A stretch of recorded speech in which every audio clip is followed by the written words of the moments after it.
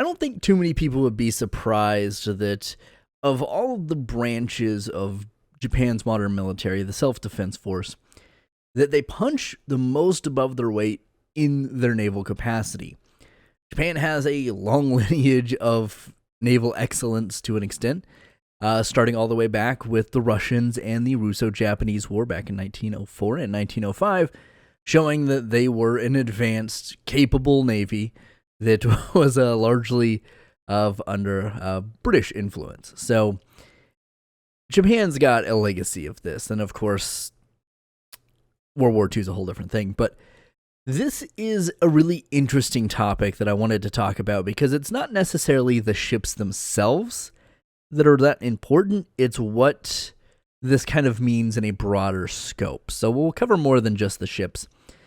But as we move on here, let's take a look at the credits, of course. Wiki's Zion on geopolitics, which I actually didn't use the graphic. I think I was intending to.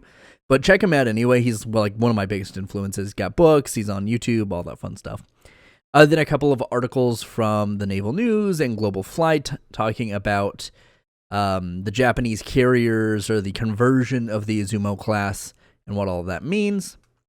And of course, the only really kind of topical video recommendation I have is Perun's video on the JSDF. He's got a good segment on it about their Navy, and in particular, the Izumo and Kaga. No one else has really covered the Izumo and Kaga in depth because this is a very new transition or refitting.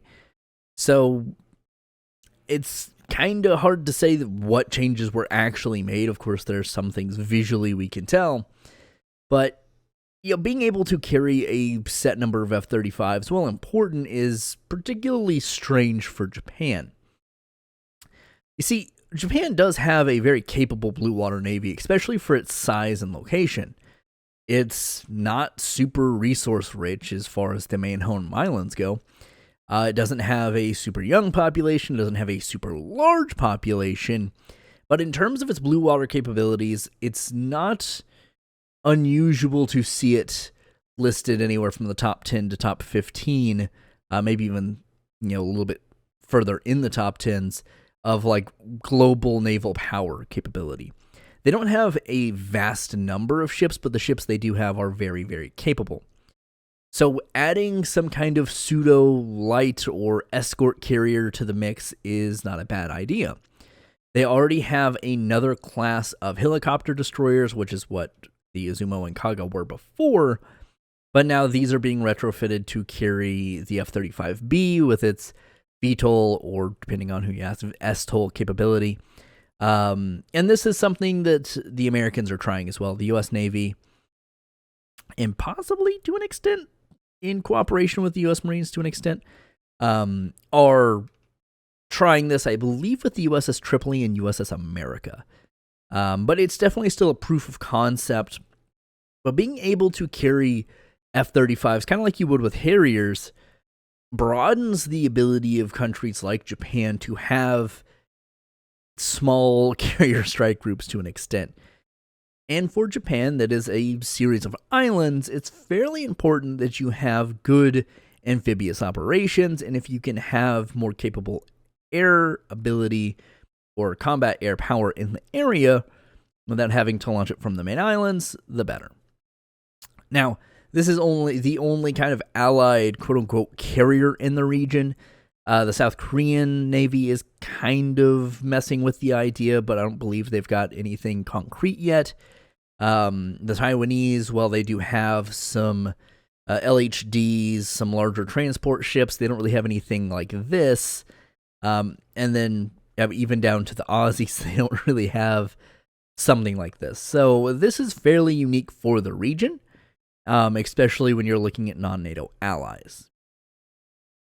So what am I going to cover? Well, we're going to look at a little bit of context. Of course, the overall layout of the Japanese Maritime Self-Defense Force, the carriers themselves, the kind of Izumo class as a whole, naval aviation, so pretty much the F-35B, possible escorts, kind of serving as a mini carrier strike group type setup, territorial waters, so where they're going to operate, some important locales to know, And then, of course, my personal thoughts at the end. So, what is the context of all of this? Well, the kind of headline here, because everything else would be very standard, bog standard, U.S., pretty much every other non-NATO allied naval approach, but Article 9 really does make a big difference.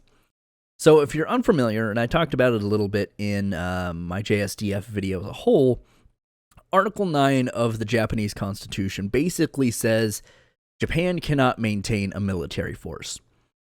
That since the 1950s, or I guess the 1940s, but largely for the JSDF context, the 1950s and onward, has been reinterpreted several different times by different governments to justify different weapons procurement or development, to basically say, okay, we can't have expeditionary military forces, and even to an extent that's getting a little eroded.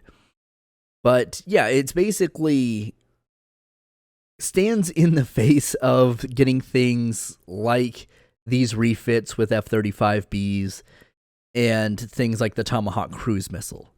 There's a very interesting debate that has gone on for years and years of how do you classify an offensive versus a defensive weapon.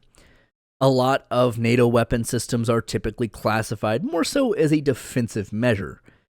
However, there are some things that's very hard to classify that as, such as the Tomahawk cruise missile. That's pretty much purely designed for offensive action. It's not designed to stop incoming missiles. It's not designed to stop incoming fire. It's to go hit something from a pretty good distance.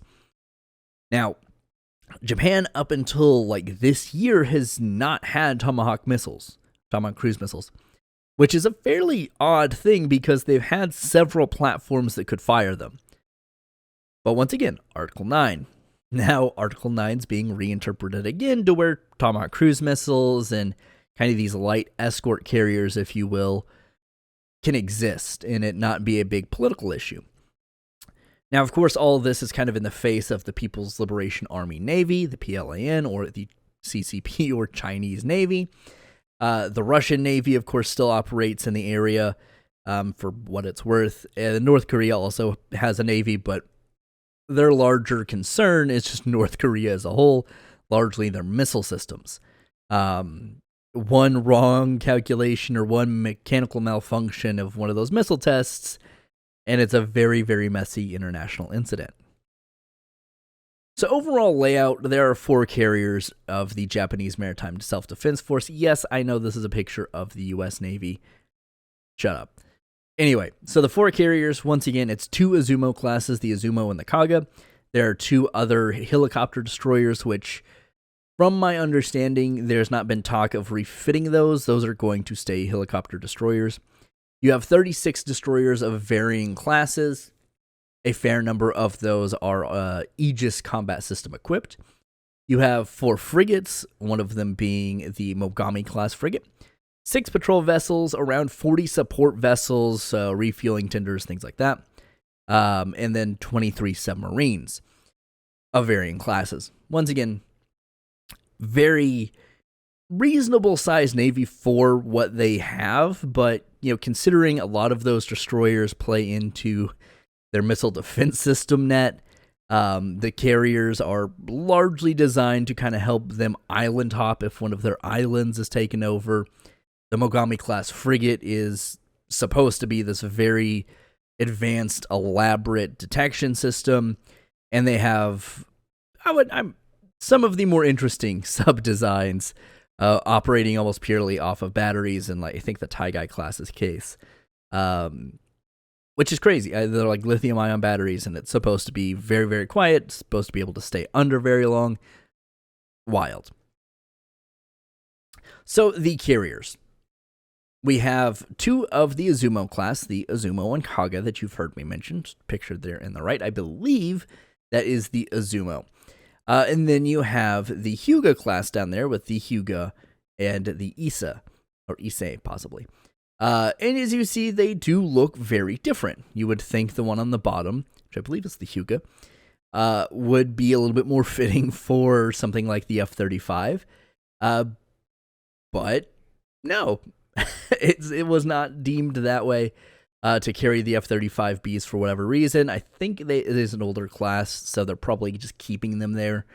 Whereas the Izumos probably had the inkling that this was going to be possible, so very minor refits in the grand scheme of things could make them serviceable for F-35 use.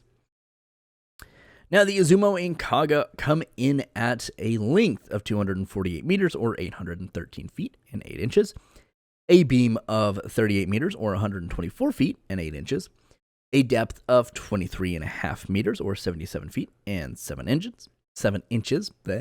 It has a propulsion system of 2 COCAG shafts, which I remember is an acronym, but I cannot remember what it stands for. And that is tied into 4 GE/IHI, which is the Japanese equivalent, LM2500 IEC gas turbine engines. So pretty much 2 engines per shaft is the point. Speed of 30 knots, or 35 miles an hour, fairly consistent if we're looking at something like the Anadolu that I talked about previously. It has a whole array of systems as far as scanning and processing systems. So if you want to take a look at that, you can. And it does have a couple of armaments with 2 phalanx systems, 2 CRAM systems, and then anywhere from 12 to 28 aircraft, the F-35B. Yeah, I mean, it depends on, of course, what's going to be carried and what the operation is.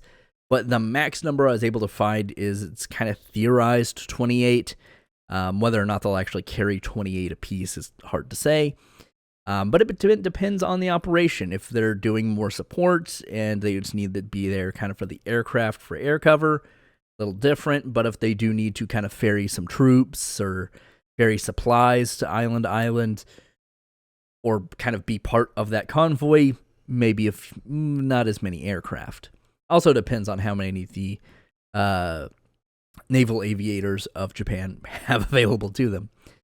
So you have the Izumo class, and here is the Kaga and its current refit. It hasn't fully been done yet, but it's in the works.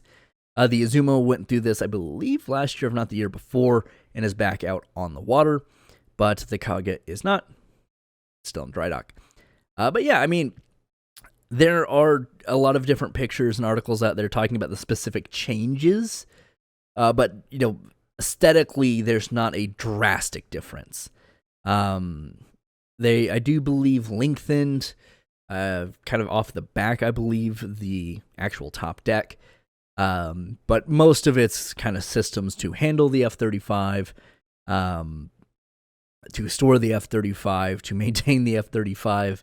And this is something the Americans are probably toying with as well. How well does the F-35 actually work at sea in terms of that stealth coating?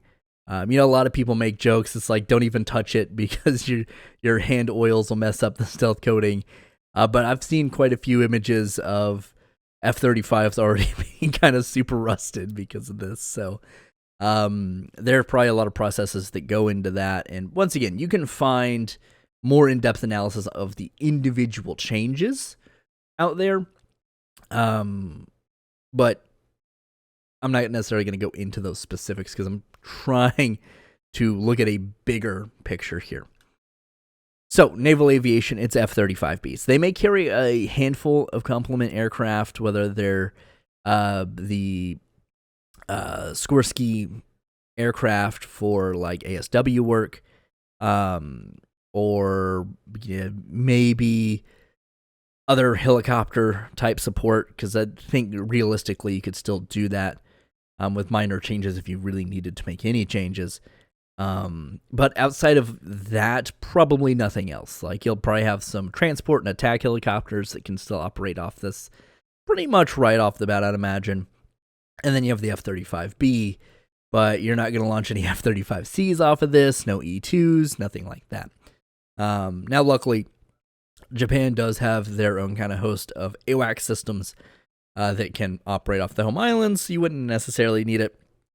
And if Japan's in war, the Americans are going to be there as well, probably. So a little bit less of a concern from that. But yeah, this idea of a modern, smaller, lighter escort carrier or just light carrier, whatever you want to call it, is really interesting. I mean, this is not something we've seen be super prevalent outside of maybe a few different countries utilizing similar ideas for things like the Harriers. So yeah, I mean, it's just kind of cool to see how this keeps coming full circle. Now, escort ships, because this ship wouldn't go out, neither the Izumo or Kaga would be by itself. You're looking probably at some of the Aegis-class missile destroyers and maybe the Mogami-class frigate. But yeah, I mean, you kind of have to weigh the options of what is the mission, how important is that mission, what are the likely threats in the area, and can we pull some of these off of kind of being our missile defense system, if you will. Yeah, I mean, this is something that you have multiple classes of these, some a little bit older than others, which roughly kind of match the Arleigh Burke flights, so, you know, kind of take that as you will. But they also have a lot of destroyers that are not Aegis equipped, so you could still use those while keeping these roughly in the areas they need to operate to maintain their missile defense shield, if you will. But largely speaking, these are kind of the cream of the crop. And then, of course, like I said, throw in a Mogami frigate or leave these, take some of the older non-Aegis destroyers, throw in the Mogami, and just kind of hope, right? Because the destroyers aren't bad. It's just, if you really want something out there that's going to be very capable, especially if you're looking at anti-air operations, the Aegis guided missile destroyers are kind of your best bet. Now, in terms of its territorial waters, this is why this ends up always being a big deal. As you see, you're really not super far from any of the contentious countries. You have Vladivostok's right up there, kind of north of where the text for Sea of Japan is, if I'm correct. I believe I am. And it wouldn't be that big of a stretch for Russian naval ships to start getting close to, if not into your territorial waters, or your at least your exclusive economic zone. So probably not territorial waters fully, but you definitely have seen news articles about breaching exclusive economic zones, whether that be Taiwan or Japan, because it happens to both. Now, whether that's a naval context or an aerial context, kind of hard to say, because both of them happen semi-regularly. But the Russians have been guilty of it. Of course, the North Koreans, it's largely just sending missiles over Japan to kind of prove that they can. Their Navy is much more of a South Korean problem than it is anything else. But the Sea of Japan is pretty much one of those areas that you're like, yeah, this is going to be a problem. The Russian Navy, especially in the Pacific, is not the powerhouse a lot of people kind of thought the Russian Navy was. Now, on paper, it still looks somewhat impressive, but after seeing their performance with the Russo-Ukraine war, it's very unlikely that the Pacific Squadron or the Pacific Fleet is much better maintained than the Black Seas Fleet. So outside of that, you also have the People's Liberation Army. Their northern naval commands operate there out of the East China Sea, so they definitely go down towards all those southern island chains, and particularly the Senkaku Islands. So you have the Sea of Japan, the East China Sea, and then occasionally you'll have some issues kind of out towards the Pacific, but that's largely just China trying to show off that it can operate past the first island chain, and hoping that no one notices it for like a month, right? Realistically, all the big naval problems are going to be on the west side of the country in the Sea of Japan and the East China Sea. So my personal thoughts here. Article 9's reinterpretation is really, really interesting here. Mainly because this is the first kind of reinterpretation that does away with this concept of defensive versus offensive weapons and more embraces the idea that a strong offense is your best defense, right? Kind of a deterrence type situation. Part of that is, of course, Chinese influence in the region. Something I talked about with the JSDF video was we're very odd by comparison. Like, it's very hard for Americans, especially who weren't around during World War II or around people who were around during then, right? A lot of us had grandparents or great-grandparents in that time frame.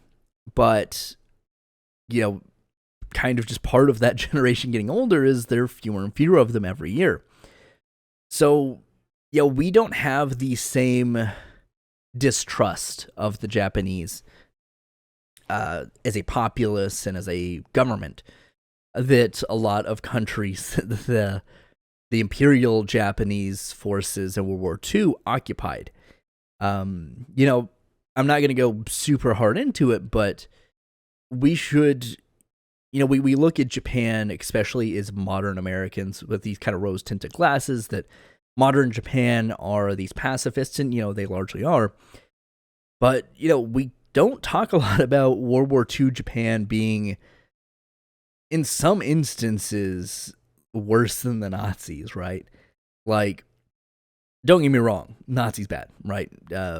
Holocaust, as far as like a specific targeted action, worse from that aspect. But the occupation of the Japanese forces, especially in China, was brutal. Indonesia got it real rough.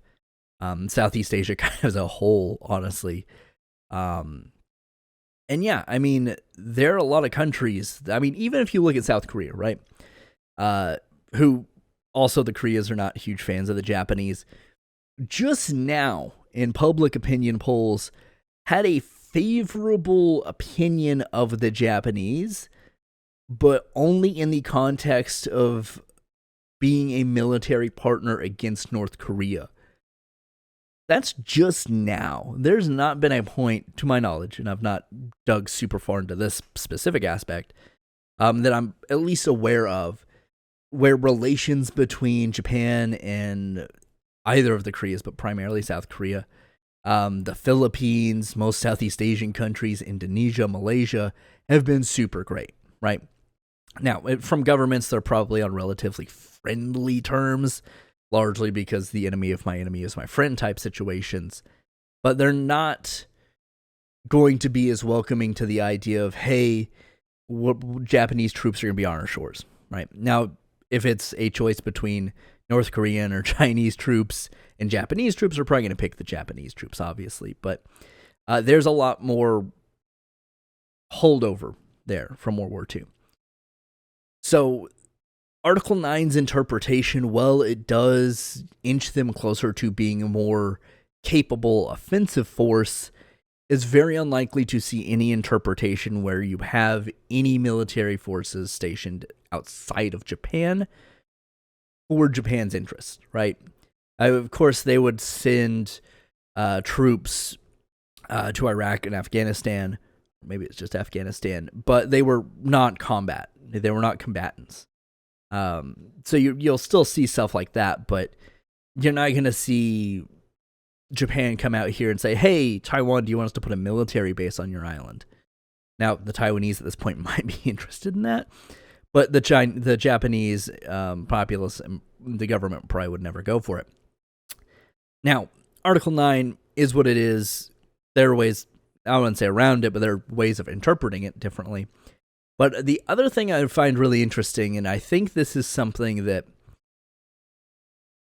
if the status quo stays the same, it's not a big deal. But the reliance on F-35s that most of the allied world, the NATO and non-NATO allies, has is marginally concerning, right? Don't get me wrong, I'm not going to come out here and be like, F-35 is terrible, it's so expensive. But, you know, you look at it, and this is an aircraft that is replacing a lot of other older aircraft, which makes sense. It's new, obviously. But, I mean, you have countries like Finland replacing their Hornets with this. Most countries that operated F-16s are going F-35. The U.S., the Air Force, the Navy,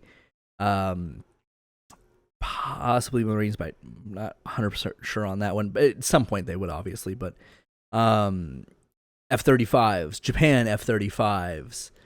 I know there's a ton of other ones out there.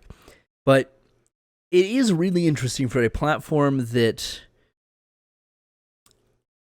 seems, it's not necessarily more ironing out the kinks because it's still very new as far as actual production and actual service goes. But yeah, it's just an interesting thing that I don't see a lot of people talking about, that's a lot of aircraft production, and you've already seen delays to several countries as far as delivering their orders. So, it's either upping production or just kind of hoping nothing happens. Anyway, those are my thoughts on the whole Kaga Izumo Article 9 Japan Maritime Self-Defense Force topic. Let me know if you have any questions down in the comments below. I'll do my best to answer them. And if you have any comments, let me know. I appreciate you sticking with me. I'll see you in the next one.